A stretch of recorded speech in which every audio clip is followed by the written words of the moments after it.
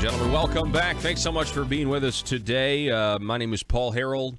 This is Conduit News Radio. And welcome back to the program. We've got on the phone line State Representative Jeff Williams is with us from District 89. Jeff, welcome to the program, and tell us real quick, District 89, what area of the state we're talking about? You're talking about the downtown Springdale area as well as some of the surrounding neighborhoods. I take up my district encompasses most of Springdale, but a little bit of Springdale is taken up by a few of the other representatives. All right. So are you down in Little Rock at this moment? I am. Okay. So you have been around for the, I guess, the budget hearings this week then. How have those been going? Well, I mean, it's the process that we go through in the budget hearings is both enlightening and sometimes a little frustrating. What I mean by that is that it gives you an opportunity to be able to address the leadership of the big six, the folks that spend the most of our people's tax money in operating their different agencies. But it's a little frustrating too, and so those who follow me on Twitter and others understand that frustration because I've been expressing it during this last couple of days. I believe there needs to be major changes done to the tax review process in the aspect that the way that it currently runs, the agencies come in with their requests, the executive provides their recommendation, and then there's also a review of the what essentially will become the Revenue Stabilization Act, RSA, that the legislature puts out. And the agencies will get up there and defend their agency requests, but the reality of it is that their agency requests are so far above the RSA numbers that it's nothing more than a pipe dream of the agencies and what they would desire if we had an unlimited amount of revenue coming in.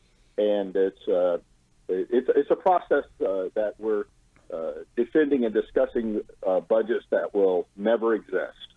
And I think the change needs to occur so that they're in there defending and showing us exactly where they're going to spend the taxpayers' money based upon a more realistic picture, which encompasses the RSA limitations as well as any special revenues that come into their agencies, and give them a little bit of flexibility, a 5% flexibility or something, because as we all know within our businesses, the executives need a little bit of a cushion to be able to move around assets based upon unforeseen conditions that are going to occur in the future. But nonetheless, as I said, it's an opportunity and a frustration at the same time. Yeah, I mean, what you just said, that's interesting. This is my gut reaction. If they're asking for, pie in the sky type budgets, it seems like a waste of time.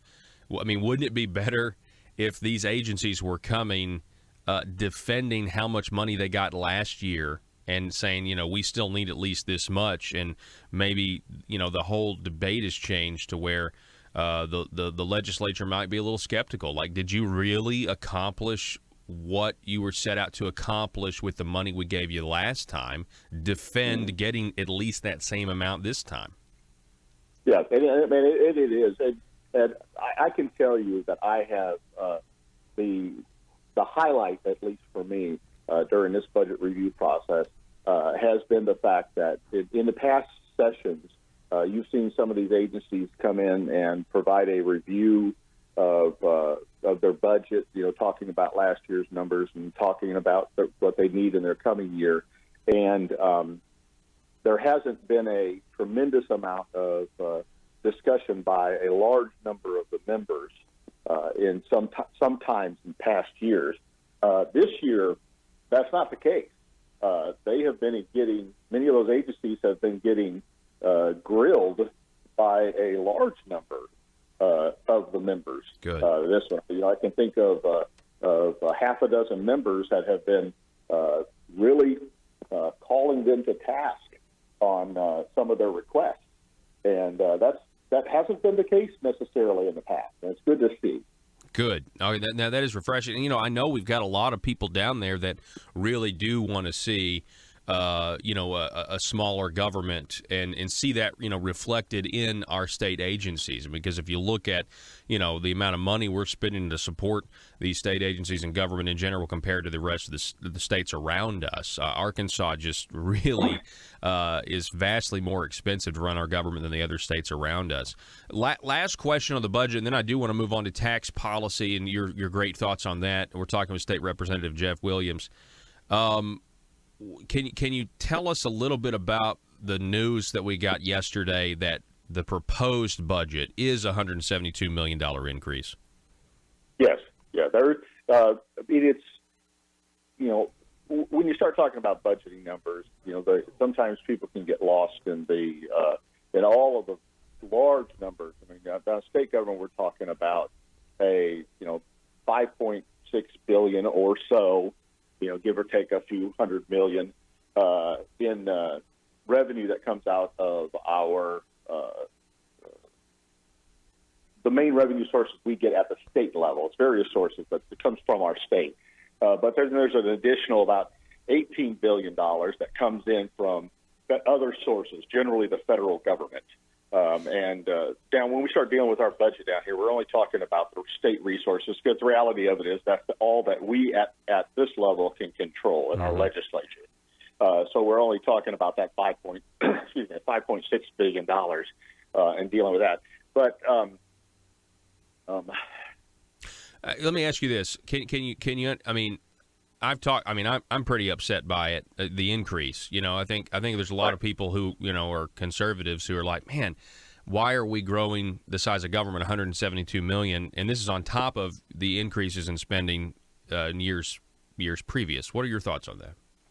Well, no, and it's no question. I mean, if you're spending more money, you may be, and we have reduced the number of people who work for our state government. That's been reduced, but the spending levels have gone up, and obviously, as a if you want to call it they use the term everybody uses this, small government conservative. Whenever you're seeing the reality of it is that the fuel for larger government is revenue, and so when you see more money being spent, then there's no question that you're growing the government in the aspect of the revenue that is being spent, and people get lost in the numbers. It was great to see a reduction in the request from the Department of Human Services of $477 million out of a $9.9 billion budget that they've got. It's great to see that request, but it is still a larger request than we have than most people would necessarily like to see coming out of that department. Yes. And so you see that, like I said, when you see that $477 million reduction, but then some people question, okay, well, we saw a $477 million reduction, but we're also seeing an additional $170 million increase to the state's part of that money. So it's easy to get lost in the numbers, but the reality for me at least is how much of the taxpayers' money are we taking? Is it more or less? Mm-hmm. That's exactly right. In the end. Well, so let's talk about that. I think it's hard. Building on that, okay, we're talking again with State Representative Jeff Williams. He's calling in from Little Rock. He's been down the budget process, the budget hearings all week. If we continue to increase spending, and which unfortunately we have, the last 3 years, and this will be the fourth year, it makes it harder to get real tax reform, because we really need to save that money so that we can give it back to the people. And I know that you attend the task force meetings. You're not a member, but you are a member of this newly formed committee that kind of is supposed to work kind of in tandem with the task force, the Tax and Economic Policy Committee. So what can you tell us about some of the ideas that you've heard, and where do you think we need to go when it comes to tax policy moving forward? Right, and I can tell you, I have attended each of the meetings of the task force. When I was asked to serve on the Economy and Tax Policy Joint Committee, I was actually happier that I was asked to serve on that, because that committee has more ability to look at the bigger picture than the task force that's going on. They are limited on what they're looking at, where we in the Joint Committee can look at everything that impacts taxes and our economy. And I've used that position to try to bring more into the discussion on it. I can tell you that everybody's aware of all of the changes that have recently occurred with the firing of or letting go, however you want to term it. Fired. You're fired. You're fired. Of the tax consultants firm there. That change has been made. I was extremely happy with that change. I was not happy with some of the data and information and processes that were going on with the consultants. I was happy to see that change occur in there. I believe that we have enough people within our agencies up here, as well as members on the task force, that we can accomplish it in a more economically beneficial manner to our taxpayers. And also, by doing it this way, you're going to be making their elected representatives more directly responsible to those taxpayers, to the people who put them in office, by having them have to stand up and take the brunt of the blame if it comes right down to it, or the accolades if they do a great job. And I believe they earn both. So I like that move that occurred. But there's a lot of work that needs to be done now. We've looked at a lot of the history and where we're at, and now is the time to step up and start making some decisions and start making a move forward in putting Arkansas in a better position in its tax policies, and therefore its business climate and so many other things. So, I guess my question is, what do you have any concerns about, possibly us not reducing spending? Do you have any concerns about the ideas only being focused around revenue neutral tax cuts? That's what they would call them, where, we make sure the government gets the same amount of money, but we're going to shift taxes. And what can a lot of times can happen when even that occurs is the government winds up with more money than they did before. I mean, are you concerned that's an obstacle that conservatives have got to overcome to get sound conservative tax policy? There's no question about it. I mean, there has to be we have to look at spending because with Arkansas having the Revenue Stabilization Act, which I'm not a fan of. I mean, you and I have talked about this before. Yes. I believe the Revenue Stabilization Act ends up causing you to spend every dime that comes in, which leaves no room for paying for tax I hate using the term paying for tax reductions, but for allowing tax reductions to occur without impacting revenue. There's all sorts of things that comes with the RSA that I'm not a fan of. But primarily, you have to be able to you have to look at your spending. I mean, you can't get meaningful tax reform without addressing spending. Arkansas has realized is realizing on average over $150 million in additional revenue just off of economic growth on an annual basis for a number of years. That's a rounded off number, but about $150 million.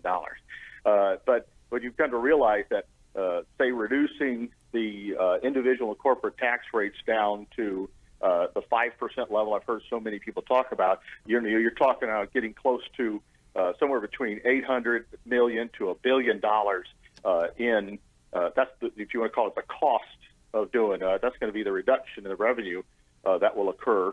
Well, you can realize that by simply by economic growth, that's going to take you 7 years to do that. So how else do you do that? Well, there's two other means: reducing spending in that and controlling it into the future. That's another important aspect. I can reduce spending this year, but if I continue to increase in the coming years, it doesn't really have an impact. But reducing current spending and controlling future spending, and the other one is, of course, looking at the base and exemptions that occur, because right now tax exemptions in Arkansas are costing, or their valuation right now is somewhere between about 1.6 and $2 billion. And I am perfectly fine with certain tax exemptions that exist, but there are others out there that are simply benefits to a few individuals who happen to have a lot of friends in the legislature in the past and are hurting the average citizen. State Representative Jeff Williams, I so appreciate you coming on the program, and I appreciate your ideas, and I know you're working towards shrinking the size of government, and one of the ways you mentioned is to you alluded to sending the government less money means shrinking government, and so I appreciate your work because I know you're really trying to keep an eye on this. We had somebody on Facebook that asked how to follow you on Twitter, so I went ahead.